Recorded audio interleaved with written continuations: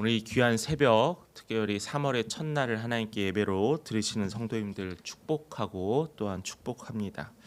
오늘 말씀은 우리가 지금 새벽에 예배 시간에 함께 나누고 있는 누가복음 8장에 있는 말씀을 가지고 오늘 이 시간에 나누도록 하겠습니다. 예수님께서는 이 마태, 마가, 누가, 요한 이 사복음서에 나타나 있는 사역의 기록들 우리가 살펴보면은 예수 그리스도의 모든 사역의 일정과 모든 과정들이 즉흥적이지는 절대 않습니다. 이 땅에 오신 목적이 분명히 무엇인지 알고 있고요. 그 목적을 위해서 차근차근 걸어가시는 것이 예수님께서 하셨던 사역의 과정들이었습니다. 그 증거가 오늘 8장에 기록되어 있는데 8장 1절에 보면은 예수께서 각 성과 마을에 두루 다니었다라고 했습니다. 그의 제자들과 함께요. 그의 제자들과 다니면서 예수께서는 말씀을 전하였고요. 귀신을 쫓았고요. 또한 하나님의 나라에 대한 소망을 그들에게 주었습니다. 때로는 감추어진 보아이기도 했고요. 때로는 오늘 본문처럼 예수께서 그 말씀의 비유를 직접적으로 알려주신 것도 있습니다. 우리의 믿음도 또한 우리의 열정도 또 이제 믿음의 이 겨울을 지나서 뜨거운 열정이 회복이 되고 또한 따스한 봄을 맞이하는 3월이 되기를 간절히 소망합니다. 오늘 이 본문에 보면은 오늘 본문의 앞에 보면은 여성들이 등장을 하게 됩니다. 3명의 여인들이 등장을 하는데 첫 번째로는 헤롯의 청지기, 그러니까 즉 아마 고위 관료겠죠. 왕의 청지기다 보니까 고위 신하일 겁니다. 그 신하의 아내였던 요한나가 등장을 하고요. 이 요한나의 주변의 상황은 부유했겠고 또 많이 배웠겠고 많은 종들도 또한 가지고 있었을 겁니다. 뿐만 아니라 이 여인 중에 또 한 명은 7 귀신 들렸던 막달라 마리아도 있었습니다. 귀신 들렸던 이 여인이 얼마나 고통스러웠겠고 사회로부터 또한 주변의 사람들로부터 얼마나 멸시받았겠습니까? 정말 극과 극의 이 여인들이 함께 모여서 이 여인들의 공통점이 뭐였냐면은 자신의 처한 상황에서 예수를 섬겼다라는 거예요. 사탄 들리고 귀신 걸렸던 그 막달라 마리아는 자신의 상황에서 최선으로 예수를 섬겼고요. 또한 요한나도 마찬가지였습니다. 여기에 등장하는 이 세 여인의 하나님께 예수님께 순종하는 여인이었어요. 그들의 순종을 통하여서 예수님께서는 그들에게 씨 뿌리는 비유를 이야기해 주고 계십니다. 그런데 오늘 이 누가복음에서는 이 씨 뿌리는 자의 비유에 대해서 이제 길게 말씀하는 것보다는 짧게 요약하고 있는 것을 우리가 확인할 수 있습니다. 마태복음에 나와 있는 마태복음 13장에 나와 있는 이 비유는 모든 공관복음에 나와 있는 비유이기도 하지만은 이 씨에 대해서는 오늘 누가복음은 이 짧게 설명을 하고 있습니다. 이 비유는 분명히 하나님께서 말씀하셨지만 씨는 말씀이라고 이미 이 비유의 해석을 통해서 이야기해 주셨고요.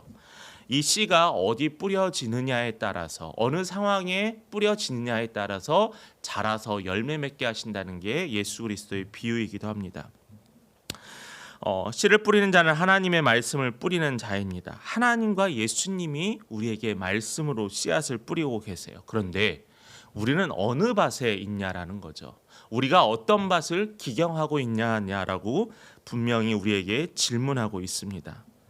하나님의 말씀을 듣는 사람들의 마음이 길가와 같은 사람, 때로는 바위 위에 뿌려진 사람, 또 가시떨기 위에 뿌려진 사람이 있고요. 그 다음에 좋은 땅에 뿌려진 사람이라는 4가지의 땅의 비유가 있습니다.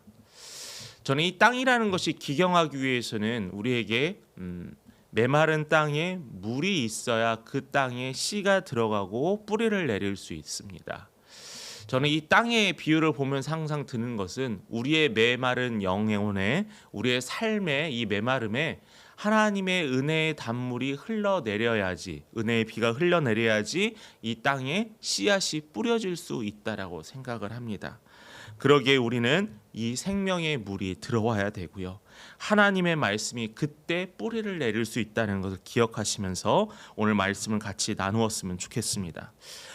이 4가지의 땅의 비유를 하지만은 크게 3가지로 좀 나누었으면 좋겠습니다. 첫 번째로는 길가와 같은 사람이라고 했습니다. 길가라는 의미는 이미 12절에서 마귀가 가서 그들이 믿어 구원을 얻지 못하게 한다라고 했어요. 이 길가라는 것은 사단이 하나님의 말씀을 듣지 못하게, 하나님의 말씀이 그들의 삶 속에 들어가지 못하도록 막는 역할을 누가 하냐면 마귀가 한다라는 거예요. 그의 주위에는 거룩한 것이 아니라 그의 주위에는 악한 자들이 주의 말씀이 들어오는 것을 막고 있다라는 겁니다. 어떠한 특정한 사람만을 이야기하는 것도 아니고요. 어떠한 특정한 상황만을 이야기하는 것도 아닙니다. 때로는 나의 가족이 될 수도 있고요. 때로는 나가 소유하고 있는 물질이 될 수도 있습니다. 때로는 나의 꿈이 이렇게 막는 것일 수도 있다라는 거죠. 공중의 새가 가져갔다고 했습니다. 이 바로 공중의 새가 마귀를, 사탄을 비유하는 것이죠. 이것은 어느 땅에 내려오자마자 바로 낚아채는 상황입니다. 그런데 이 원인을 우리는 이 새에게 이야기할 수 있을까요? 아니라는 거죠.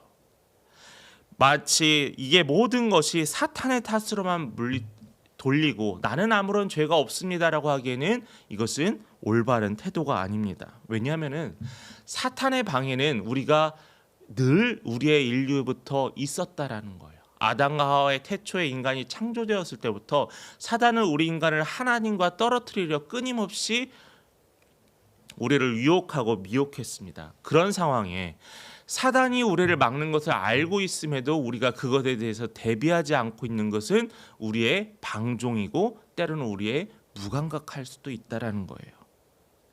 그렇기 때문에 우리를 향해서 끊임없이 방해하는 이 세력을 향해서 우리는 주의 말씀으로 말미암아 그 사단을 물리칠 수 있는 힘이 있어야 한다는 거죠. 그래야만이 그 사탄의 목적이 이루어지는 것이 아니라 주의 말씀이 우리의 삶에 뿌리 내릴 수 있다라는 겁니다. 그렇기 때문에 늘 깨어 기도하고 늘 주의 것을 분별하는 우리 믿음의 성도님 되시기를 간절히 축복합니다. 두 번째로는 마음이 바위 위와 같은 사람입니다. 바위에 떨어진 씨의 비유는 오늘 본문의 13절에 이야기하고 있는데 바위에 있다는 것은 말씀을 들을 때 기쁨으로 받습니다. 그런데 뭐죠? 뿌리가 없어 잠깐 믿는다라는 거예요. 그러니까 이 시련을 못 견딘다라는 거죠. 우리가 주의 말씀을 이렇게 주일의 예배나 예배의 시간에 하나님의 말씀을 듣고 은혜를 받고 하나님의 도우심으로 말미암아 깨닫게 되었습니다.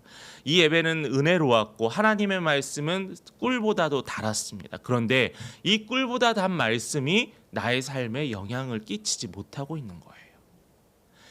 주의 말씀에 항상 기뻐하라, 쉬지 말고 기도하라, 범사에 감사하라 했던 그 말씀이 우리에게 주의 말씀으로 들렸는데 우리는 감사하지 못합니다. 왜요? 뿌리가 약했기 때문이에요. 뿌리가 약했다는 것은 말씀을 기쁨으로 받지만은 그 마음이 바위와 같다면 결국에는 금방 넘어진다는 거예요. 조그마한 파도에도 조그마한 바람에도 우리는 그 말씀이 흔들리는 거예요. 왜요? 내가 체험하지 못했으니까요. 내가 그것을 위해 순종하지 못했으니까요. 하나님이 주권이 있으심을 고백하면서 그 말씀이 나의 삶에서 영향을 끼치도록 우리는 힘쓰지 않았기 때문입니다. 참 신앙생활하는 게 어렵죠. 지켜야 될 게 참 많습니다. 하지 말아야 될 것도 참 많고요. 정직해라, 양보해라. 세상에서는 모두 다 그렇게 편법을 쓰는데 그렇게 하면 내 마음에 찔림도 있습니다. 이 찔림 가운데서 그렇게 했어요. 그런데 계속 내 마음에 어려움이 있게 됩니다. 때로는 불의와 타협해도 되지 않을까라고 생각을 합니다. 그런데 하나님의 사람은 철저하게 주의 말씀을 지켜야 되거든요. 이 주의 말씀을 지킴으로 내가 희생되고 내가 양보하고 내가 어리석은 게 아니라는 거예요. 세상에 그 어떤 사람보다 지혜롭고 최선의 선택을 한 사람입니다. 그렇기 때문에 우리는 그 말씀이 뿌리 내릴 수 있도록 준비되어야 한다는 거죠. 그래서 13절에는 뭐라고 했냐면은 주의 말씀을 듣고 기쁘고 잠깐 믿다가 시련에 떨어져 나간 사람을 향해서 뭐라고 하냐면은 배반하는 자라고 해요. 어떻게 보면 예수님께서 하셨던 말씀 중에 좀 강도가 센 말씀이기도 합니다. 그냥 내 상황이 어려워서 힘들어서 잠깐 신앙생활을 내려놨는데 그걸 뭐라고 했냐면은 배반한 자라고 이야기하고 있어요. 여러분, 이 말씀의 뜻과 의미를 분명히 알고 있어야 합니다. 마지막 세 번째로는 또 세 번째는 가시떨기입니다. 가시떨기에서 씨앗이 뿌려져서 말씀에 뿌리를 내리고 자라기 시작합니다. 그런데 자랄수록 점점 힘이 약해지게 되죠. 왜냐하면 가시떨기가 모든 햇빛을 막기 때문입니다. 그 의미를 이제 14절에서 이야기합니다. 14절에 가시떨기에 떨어진 사람 같은 그 비유를 어떻게 하시냐면은 이생의 염려와 재물과 향락의 기운이 막혀 결실하지 못한다라는 거예요. 뭐예요? 하나님과 나와의 사이에 너무나 많은 중간에 고려해야 될 것들이 많다라는 겁니다. 여러분, 매일매일 주의 말씀을 읽거나 또한 말씀을 들으면서 성경에서는 너무나 복잡한 가치나 진리나 논리에 대해서 이야기하지 않아요. 그것을 다 간단히 모아 보다 보면은 너무나 이 말씀은 심플합니다. 주 하나님이 우리의 하나님이 되어야 한다라는 거예요. 그런데 우리가 삶에서는 너무나 많은 일들이 생기다 보니까 하나님과 우리의 사이에 고려해야 될 것들이 너무나 많아진다라는 거예요.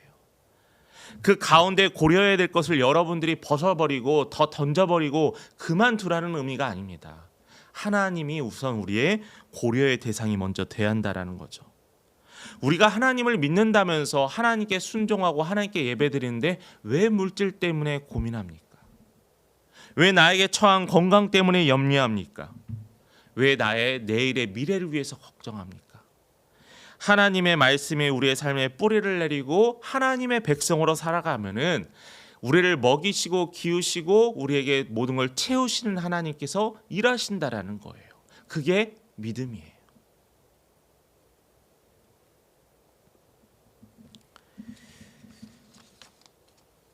세상에서 작은 범죄자들 보면은 그렇게 똑똑한 사람 없습니다. 그런데 큰 범죄, 많은 사람을 울리는 범죄자들 보면은 사기치는 사람들 보면은 학력도 높고 또 부유하기도 합니다. 더 많은 걸 소유하려고 해요. 여러분, 하나님의 백성들은요, 많이 배우고 덜 배우고가 아니고 하나님의 백성은 누구 고관의 아내가 되고 귀신 들린 사람이 아니라 하나님의 백성은 하나님을 따르는 사람이에요. 하나님께 맡기는 사람이에요. 어떻게 우리가 삶 속에서 걱정이 없을 수 있겠습니까? 매일매일이 걱정일 수 있겠죠. 그러나 우리를 도우시는 하나님을 믿고 신뢰한다면은 이 가시떨기 나무가 다 뿌리채 뽑혀져 버릴 거라는 거예요. 그때 하나님께서 우리의 일을 통하여서 크게 일하실 것이라는 것을 우리 성도님들의 삶을 통해서 입술을 통해서 매일매일 고백되어질 간절히 소망합니다. 이 말씀을 이 방해되는 이 세 가지 부류의 유형을 봤습니다.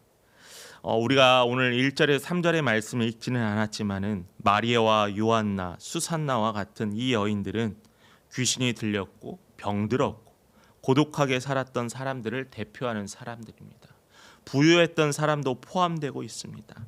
그러나 이들의 공통점은 주를 따르는 사람이었습니다. 주가 가장 먼저 된 사람이었습니다. 주의 말씀에 귀 기울였습니다.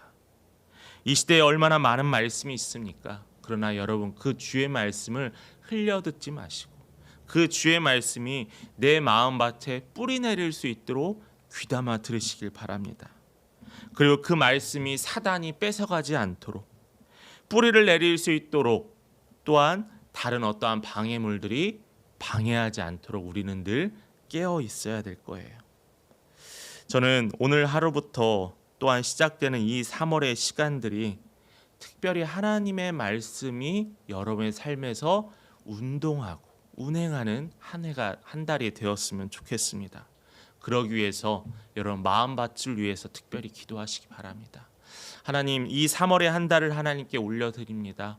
내 마음밭이 더욱더 기름진 밭이 되게 하시고 이 밭을 통하여 일할 수 있는 하나님을 소망하고 또한 기대하며 살아가는 이 한 달, 또 오늘 하루가 되게 해달라고 우리 매일매일 기도하는 우리 성도님 되시길 간절히 축원합니다.